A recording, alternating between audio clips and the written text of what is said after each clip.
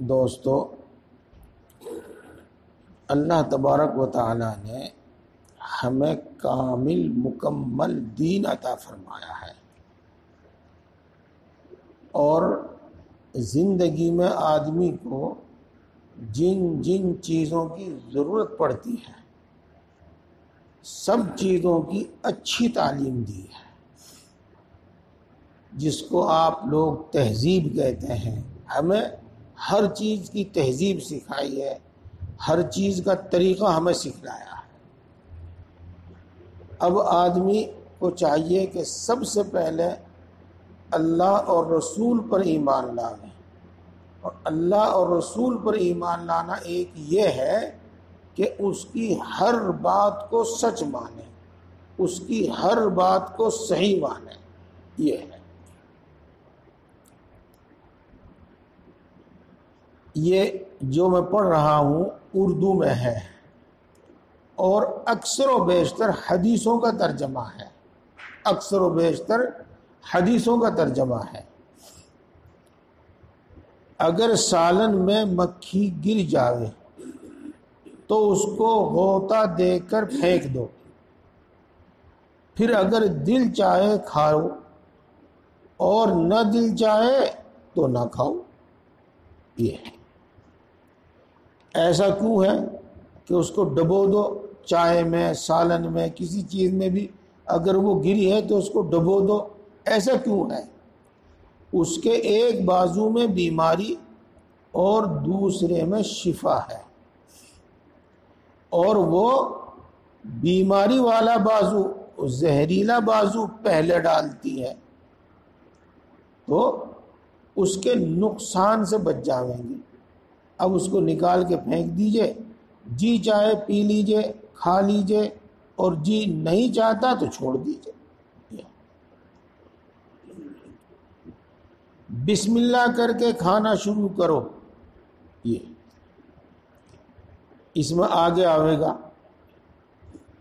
کھانے سے پہلے ہاتھ دھو، اور ضرور دھو، ضرور دھو، چاہے آپ ابھی نماز پڑھ کر گئے ہو، اس واسطے کہ کھانے سے پہلے ہاتھ دھونے کا مطلب یہ ہے کہ بالکل صاف ہو جائے اور صاف غذا لقمہ ہمارے پیٹ میں جائے۔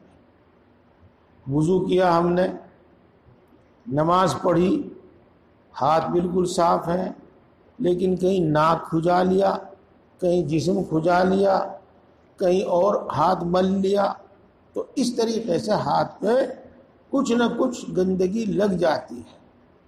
تو جب کھانے سے پہلے ہاتھ دھوؤں گے تو بالکل صاف ہاتھ دھوؤں گے۔ اسی واسطے حدیث پاک میں آیا ہے کہ کھانے سے پہلے جب ہاتھ دھو تو اس کو تولیے وغیرہ کسی چیز سے مت پوچھو، بلکہ ایسے ہی ہاتھوں سے کھانا کھاؤ، بغیر پوچھے، دھو کر بغیر پوچھے ہاتھوں سے کھانا کھاؤ۔ ہاں، کھانا کھانے کے بعد پھر ہاتھ دھونا چاہیے، اس وقت اگر تولیے وغیرہ سے پوچھنا چاہیں تو پوچھ سکتے ہیں۔ یہ تو ہاتھ دھو کر کھانا کھاؤ، بسم اللہ پڑھ کر کھانا کھاؤ۔ اگر دسترخوان پر کئی آدمی کھانا کھا رہے ہیں تو ان میں سے جو بڑا ہے اس کو چاہیے کہ تھوڑا آواز سے بسم اللہ الرحمن الرحیم یا بسم اللہ وعلی برکت اللہ کہہ دے، تاکہ دوسروں کو بھی یاد آ جائے۔ اور اگرچہ زبان سے کہنا ضروری نہیں، زور سے کہنا ضروری نہیں، لیکن تجربہ یہ ہے کہ اگر آدمی عادت ڈال لیتا ہے زور سے کہنے کی تو پھر بھولتا نہیں، ارادہ بے ارادہ خود بخود زبان سے نکلتا ہے پھر بسم اللہ وعلی برکت اللہ۔ لہذا آواز سے اور زبان سے کہنے کی عادت ڈالو، اپنے سامنے سے کھاؤ، یہ ادب ہے، تہذیب کی بات ہے۔ البتہ اگر اس برتن میں کھانے کی کئی قسم کی چیزیں ہیں، مثلا کئی طرح کے پھل ہیں، میوہ ہے، مٹھائی ہے، تو اس وقت جو پسند ہو اور جس طرف سے چاہو اٹھا کر کھا سکتے ہو۔ جس کھانے میں سب انگلیاں نہ لگانی پڑے، اس کو 3 انگلی سے کھاؤ۔ اس سے پہلے میں یہ عرض کر دوں کہ چمچ سے کھانا یہ بھی کوئی برا نہیں ہے، یہ بھی کوئی غلط نہیں ہے۔ جی ہاں، ایک دوسرا طریقہ ہے چھری سے اور کانٹے سے کھانا، وہ غلط ہے، یہ ہے۔ اور کھانے کے بعد انگلیاں چاٹ لیا کرو، اور برتن میں اگر سالن ختم ہو چکے تو اس کو بھی صاف کر لیا کرو، اس سے برکت ہوتی ہے۔ دیکھو 2 بات بتائی، ایک یہ کہ اگر سالن ختم ہو جائے اس پر دھیان دیجئے، خاص طور سے وہ لوگ دھیان دیں جن کو اللہ تبارک و تعالیٰ نے خوشحالی دے رکھی ہے کہ وہ اللہ کی نعمتوں کی ناقدری زیادہ کرتے ہیں۔ آج کا فیشن یہ ہے کہ چائے پیویں گے اور کپ میں جب ایک گھونٹ رہ جائے گا تو رکھ دیں گے، اسی طریقے سے کولڈ ڈرنک، شربت اور دوسری کوئی چیز پیویں گے تو جب اس میں ایک گھونٹ رہ جائے گا تو رکھ دیں گے۔ یہ غلط ہے، بلکہ پورا پینا چاہیے، اس میں کچھ چھوڑنا نہیں چاہیے۔ یہ اللہ کی نعمت کی ناقدری ہے، ایک بات۔ اچھا، دوسرے یہ ہے کہ چاول، سالن وغیرہ کھایا اور ان کو بچ گیا۔ اب ہم مسلمانوں کی بھی عادت یہ ہو گئی کہ وہ بچا ہوا سالن دوسرا نہیں کھاتا، اور بچا ہوا چاول پلیٹ میں دوسرا نہیں کھاتا، اس کو پھینکتے ہیں۔ یہ اللہ کی نعمت کی ناقدری ہے، ایسا نہیں کرنا چاہیے۔ پہلی بات تو یہ کہ اپنے پاس دوسرے برتن میں سالن چاول رکھو، تھوڑا تھوڑے لیتے رہو کھاتے رہو، تھوڑے تھوڑے لیتے رہو کھاتے رہو، لیکن اگر بچ جاوے تو دوسرے آدمی کو کھا لینا چاہیے۔ اسی واسطے حدیث پاک میں آیا ہے کہ مسلمان کے جھوٹے میں شفا ہوتی ہے۔ یہ ہے، یہ تو ہے۔ تو اگر سالن اتنا بچے کہ جس کو دوسرا کھا سکتا ہے تو اب پلیٹ صاف کرنے کی کوشش نہ کیجیے، لیکن اگر تھوڑا سا اس میں بچ گیا ہے تو اب پلیٹ اچھی طریقے سے صاف کر لیجیے گا، اور آدھا کھایا آدھا اس میں چھوڑ دیا، پلیٹ میں لگا ہوا ہے، ایسا نہیں کریے۔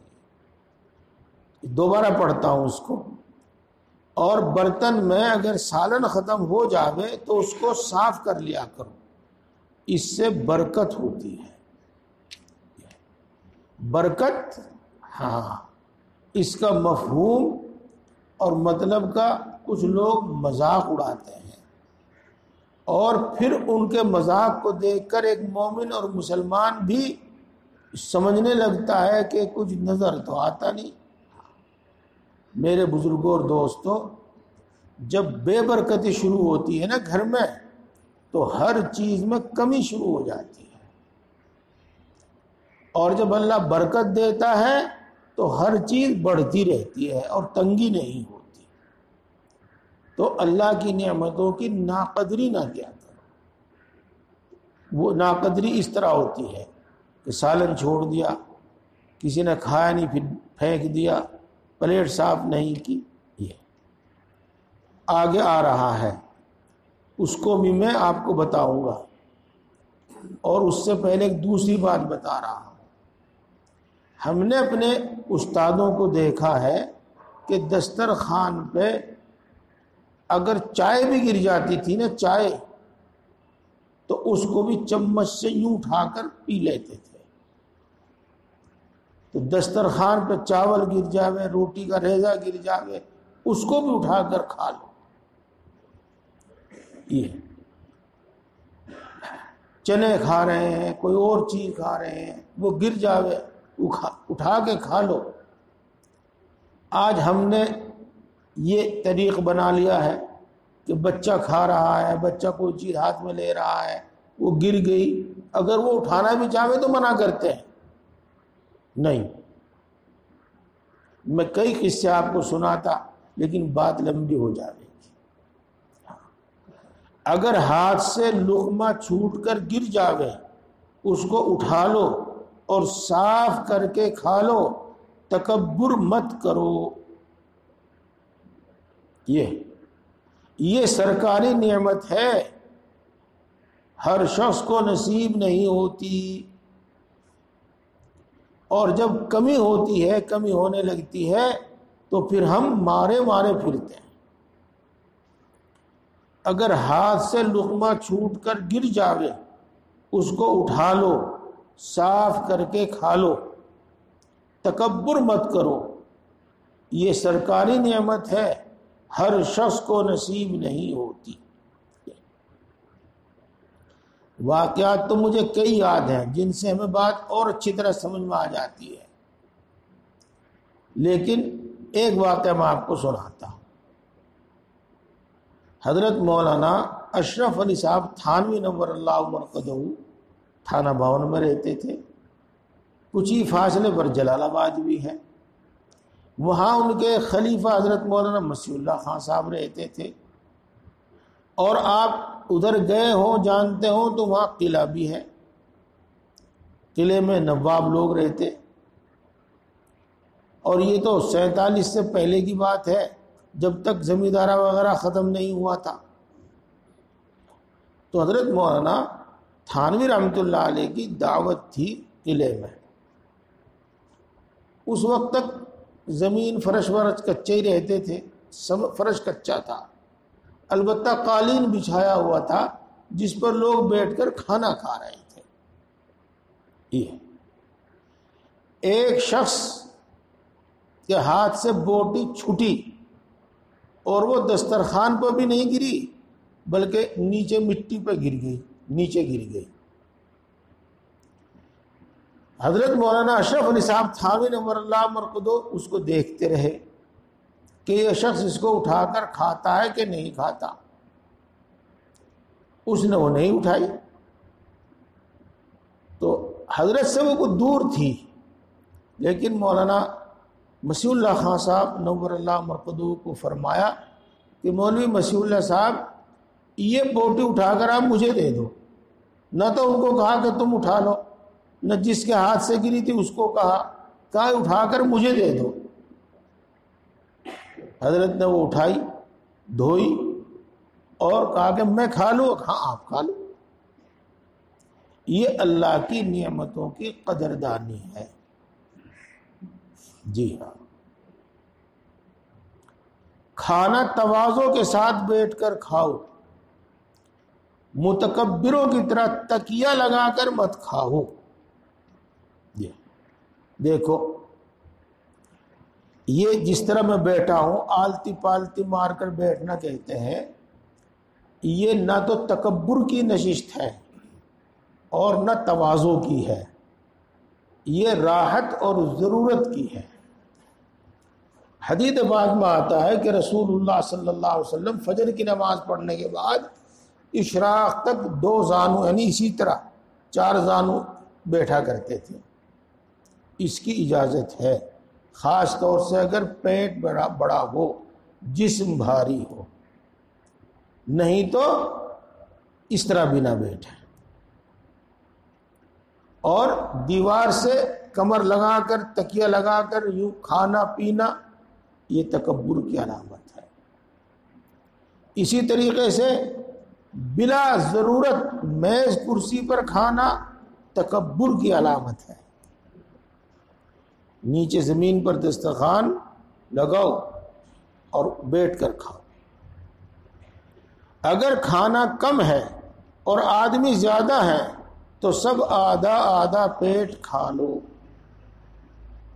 یہ نہیں کہ ایک تو خوب سیر ہو کر کھا لے اور دوسرا پیٹ پیٹتا رہ جاوے، ایسا نہ ہو۔ بلکہ اس سے بھی آگے کی ایک بات کا دھیان رکھنا چاہیے، اور علماء، اساتذہ، بزرگان دین ان باتوں کو سکھاتے ہیں۔ یہ ہے دارالعلوم دیوبند میں مولانا تھے، مولانا وحید الزما صاحب کیرانہی کے تھے. ایک بار دسترخوان پر بیٹھے ہوئے تھے، کوئی چیز تھی کھانے کی، تو ایک صاحب بار بار اسی کو اٹھا اٹھا کے کھا رہے تھے. ہاں تو دیکھو، استاد کو، شیخ کو، پیر کو، ماں کو، باپ کو یہ حق ہوتا ہے کہ اس موقع پر بھی ٹوک دے. ہاں اگر مناسب سمجھے ٹوک دے. تو مولانا نے ان کو ٹوکا اور یہ کہا کہ دیکھو، اس چیز میں یہ دسترخوان پر جو بیٹھے ہوئے ہیں ان سب کا حق ہے، تم اس میں سے اتنا ہی لو جتنا تمہارے حصے میں آتا ہے. یہ فرمایا. کھجور اشراق کا وقت ہو جائے ہے، ہو گیا. ہاں، کھجور، انگور، مٹھائی وغیرہ اس قسم کی چیزیں اگر کئی آدمی مل کر کھاویں تو ہر شخص ایک ایک دانہ اٹھاویں. دو دو ایک دم لینا بے تمیزی اور حرص کی دلیل ہے. یہ پیاز، کچا لہسن، کچا پیاز یا اور کوئی بدبودار چیز کھا کر مجمع میں نہ جایا کرو کہ لوگوں کو اس سے تکلیف ہوتی ہے. یہ دیکھو، بیڑی، سگریٹ اور آج کل جو گٹکے پٹکے ہوتے ہیں ان میں سے بہت بری بدبو آتی ہے. جو کھاتا ہے اس کو تو محسوس نہیں ہوتا، لیکن جو برابر میں بیٹھتا ہے اس کو محسوس ہوتا ہے. تو اول تو ان چیزوں سے بھائی بچو. اور اگر کوئی کھاتا ہی ہے تو اس کا دھیان رکھے کہ کھانے کے بعد منہ اتنی اچھی طریقے سے صاف کر لیا کرے کہ نماز میں آس پاس کے لوگوں کو، مجمع میں آس پاس کے لوگوں کو، جس سے بات کرے اس کو بدبو نہ پہنچے، تکلیف نہ ہو. یہ اگلی بات، اس کا تعلق تو گھر میں عورتوں سے ہے، اور مرد بھی سن لیں کہ گھر میں تعلیم کریں اس کی. گھر میں کھانے پینے کی چیز اندازے سے پکاؤ، اندھا دھند مت اٹھا کر پکاؤ کہ 8 دن کا سامان 4 ہی دن میں ختم کر دیا. یہ لیکن بچے ہوئے کو مت تولا کرو کہ اس سے بے برکتی ہوتی ہے. کھانے سے فارغ ہو کر رزق دینے والے کا شکر بجا لاؤ. اسی طرح پانی پینے کے بعد، یہ پہلے تو آپ یہ سمجھ لو کہ کھانے کے بعد، پینے کے بعد اللہ تبارک و تعالیٰ کا شکر ادا کرنے سے کھانے پینے میں برکت ہوتی ہے اور ان نعمتوں میں زیادتی ہوتی ہے. اللہ تبارک و تعالیٰ نے یہ بات قرآن پاک میں بتائی ہے. جب تک شکر کرتے رہو گے نعمت بڑھتی رہے گی، اللہ نے قرآن پاک میں ارشاد فرمایا. اور ناشکری سے نعمت گھٹ جاتی ہے. یہ ایک بار اور بھی ہے، اللہ نے جس کو دولت اور خوشحالی دی ہے، اگر وہ ہمیشہ اللہ کی نعمتوں کا شکر ادا کرتا رہے اور پھر اس کی نسلیں اس کا شکر ادا کرتی رہیں تو اس خاندان میں سے کبھی دولت اور خوشحالی ختم نہیں ہوگی، نہیں جائے گی. جب ناشکری اور ناقدری شروع ہو جاتی ہے تو پھر جلدی ہی یہ چیز رخصت ہو جاتی ہے. اب کس طرح اللہ کا شکر ادا کرے؟ جی دیکھو، طریقے بہت ہیں، لیکن ہمیں سنت طریقہ یاد رکھنا چاہیے. کھانا کھانے کے بعد الحمد للہ الذی اطعمنا وسقانا وجعلنا مسلمین. ترجمہ بھی یاد کر لو اس کا. تمام تعریفات اس اللہ کے لیے ہیں جس نے ہم کو کھانا کھلایا، جس نے ہم کو پانی پلایا.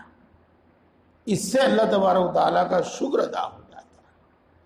اور بھی دوسری دعائیں ہیں لیکن یہ دعا مشہور ہے، آسان ہے. اسی طریقے سے پانی پینے کے بعد کم از کم الحمدللہ تو کہہ ہی لینا چاہیے.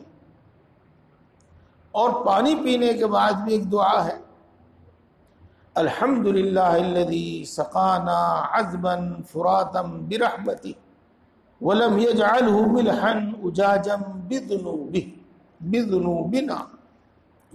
اس کا ترجمہ یہ ہے کہ تمام تعریفات کا مستحق اللہ ہے جس نے ہم کو میٹھا پانی پلایا جس سے پیاس بجھتی ہے، اور ہمارے گناہوں کی وجہ سے اس پانی کو کھارا اور کڑوا نہیں بنایا.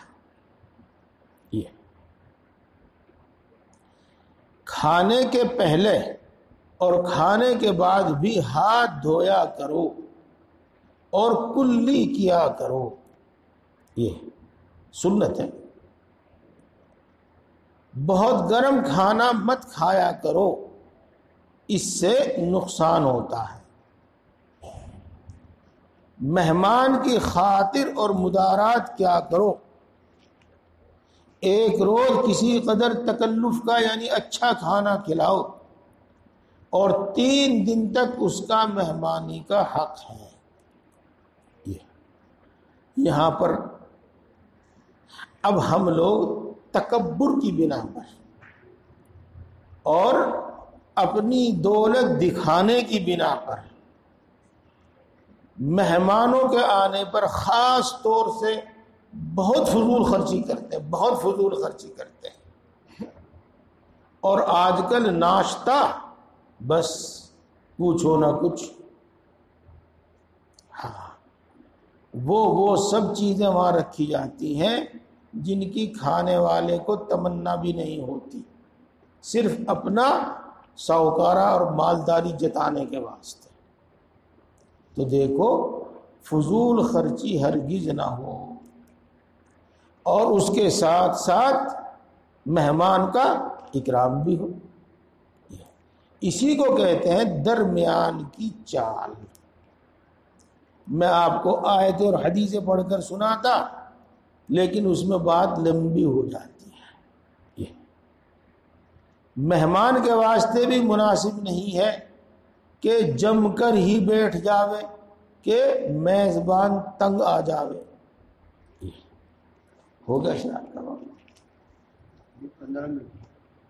اچھا ابھی 15 منٹ ہیں جی. 15 منٹ ہو گیا. اچھا 5 منٹ ہیں ابھی. اچھا جی. کھانا سب مل کر کھاؤ، اس میں برکت ہوتی ہے. جب کھانا کھا لو تو پہلے دسترخوان اٹھاؤ اور پھر خود اٹھو. دسترخوان چھوڑ کر اٹھنا ادب کے خلاف ہے. یہ دیکھو حدیث پاک میں آتا ہے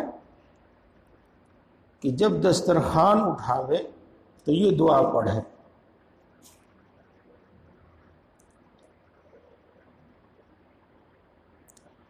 الحمدللہ حمدا کثیرا طیبا غیر مکفج ولا مودع ولا مستغنى عنہ ربنا. اس کا ترجمہ یہ ہے، ان دعاؤں کا ترجمہ بھی سیکھ لینا چاہیے، یاد کر لینا چاہیے. تمام تعریف اللہ کے لیے ہے، پاکیزہ تعریف اللہ کے لیے. اے اللہ یہ دسترخوان ہم اٹھا تو رہے ہیں لیکن اس سے بے نیاز اور مستغنی ہو کر نہیں، اور ہمیشہ کے لیے اس کو نہیں اٹھا رہے ہیں. اپنی عاجزی، تواضع اور اپنی احتیاج اللہ کے سامنے، اور اگر اپنے ساتھی سے پہلے کھانا کھا چکو تب بھی اس کا ساتھ دو کہ تھوڑا تھوڑا کھاتے رہو، کہیں تمہارے اٹھنے سے وہ بھوکا نہ کھڑا ہو جائے۔ یہ اور اگر کسی وجہ سے اٹھنا ہی ضروری ہے تو عذر کر کے جب اٹھو۔ یہ ہے بعض اوقات تو ایسی صورت ہوتی ہے دسترخوان پر کہ آدمی بیٹھتے رہتے ہیں، کھاتے رہتے ہیں، اٹھتے رہتے ہیں، بیٹھتے رہتے ہیں، کھاتے رہتے ہیں، اٹھتے رہتے ہیں، تو ایسے میں تو اس کی ضرورت نہیں ہے۔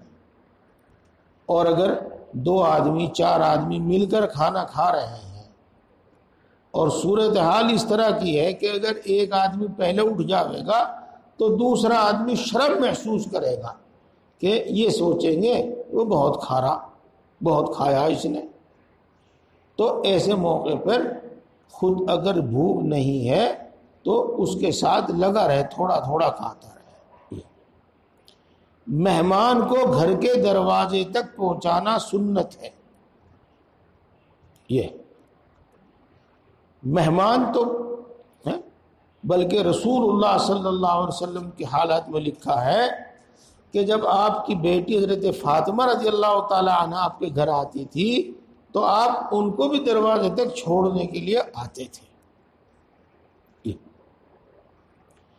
پانی ایک سانس میں مت پیا کرو، 3 سانس میں پیا کرو، اور سانس لینے کے وقت برتن سے منہ ہٹا لیا کرو، اور پانی بسم اللہ کہہ کر پیو، اور پی کر الحمدللہ کہو۔ یہ ہے آداب۔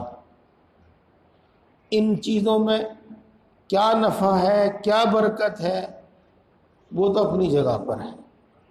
کچھ میں نے آپ کو بتایا بھی ہے دعاؤں کا ترجمہ کر کے، لیکن ایک بات یاد رکھیے،